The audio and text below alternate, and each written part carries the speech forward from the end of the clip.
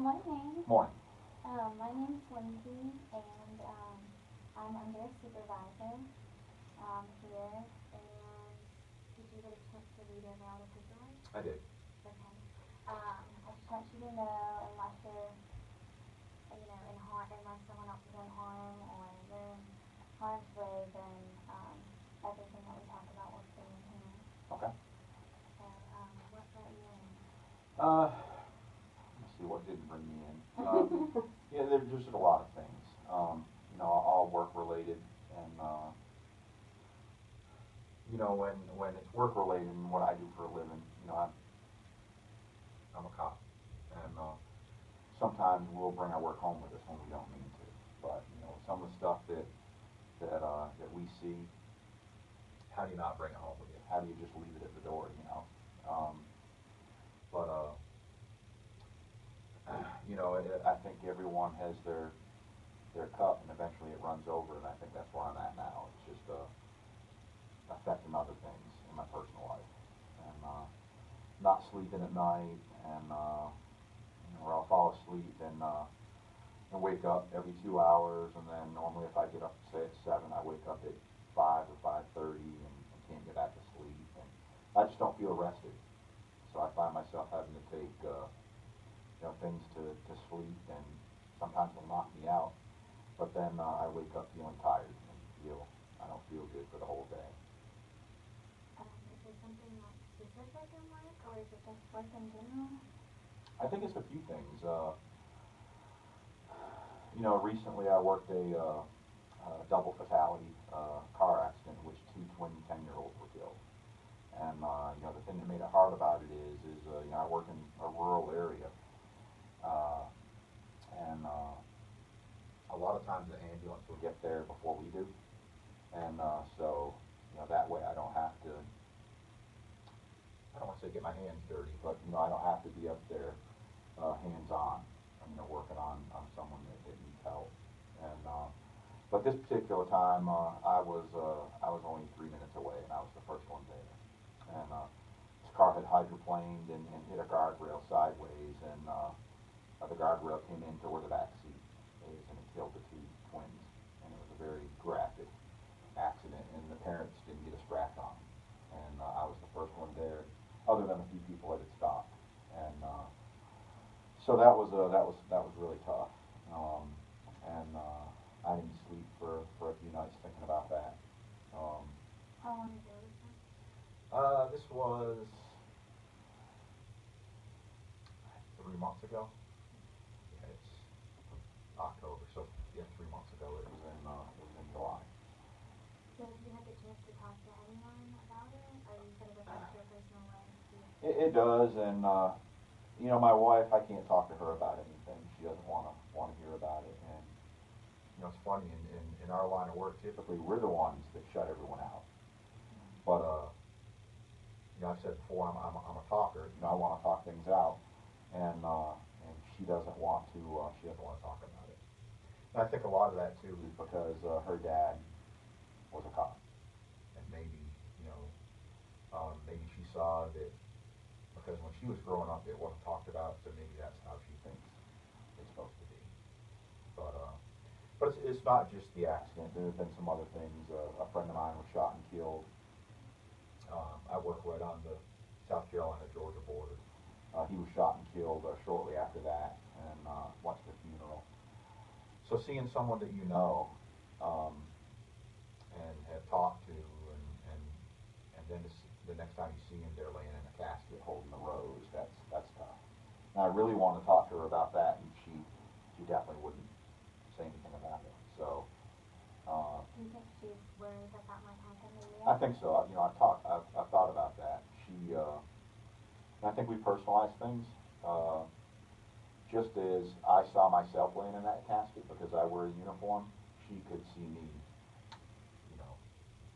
because I wear a badge and a gun. She could see me as being the one shot and killed. So, but I think it's selfish, though.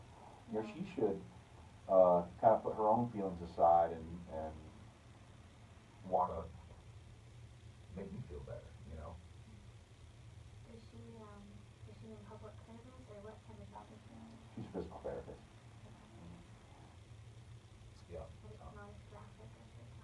No, no, and that's the thing. You know, doctors and nurses and stuff like that, they see kind of what we see, but by the time they get to them, they're all laid out on a gurney.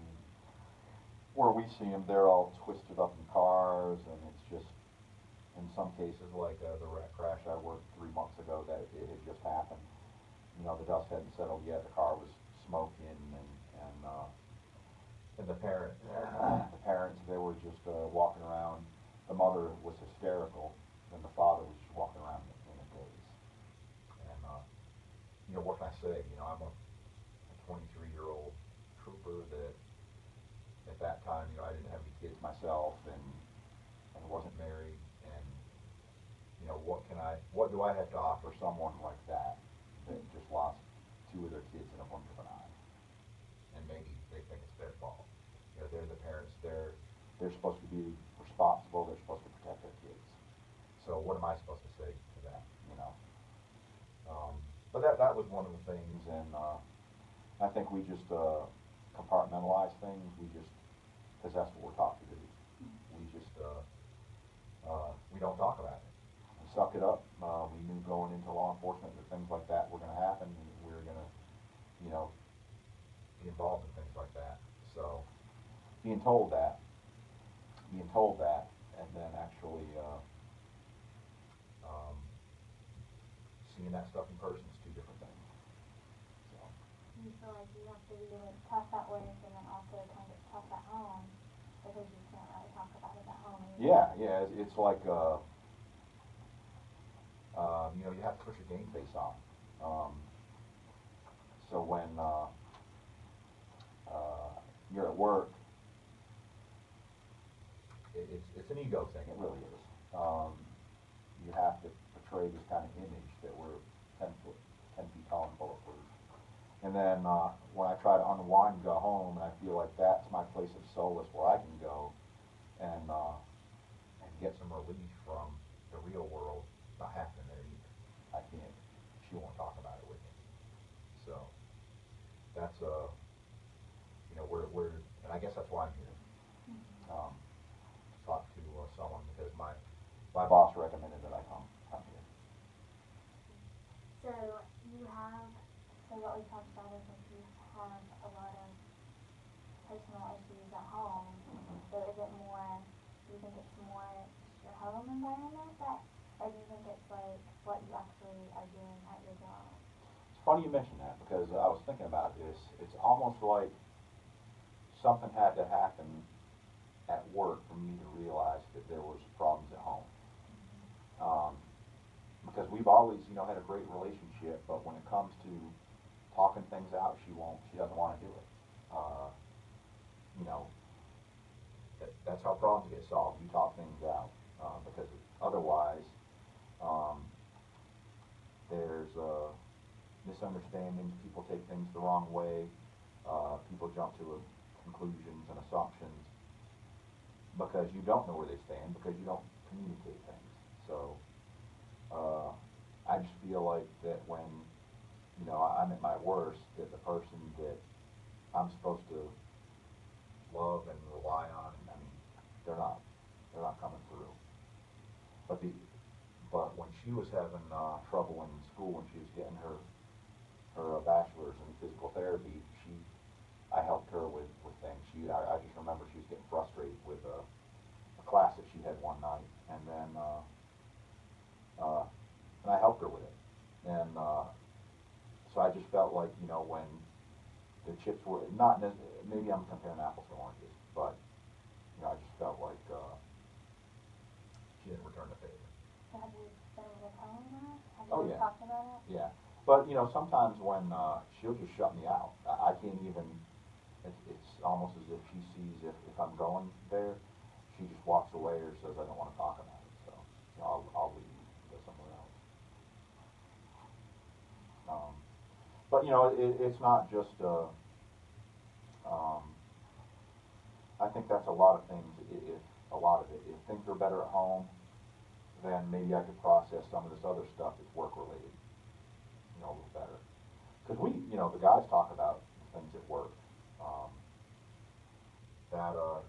And I think the thing what I do is you realize that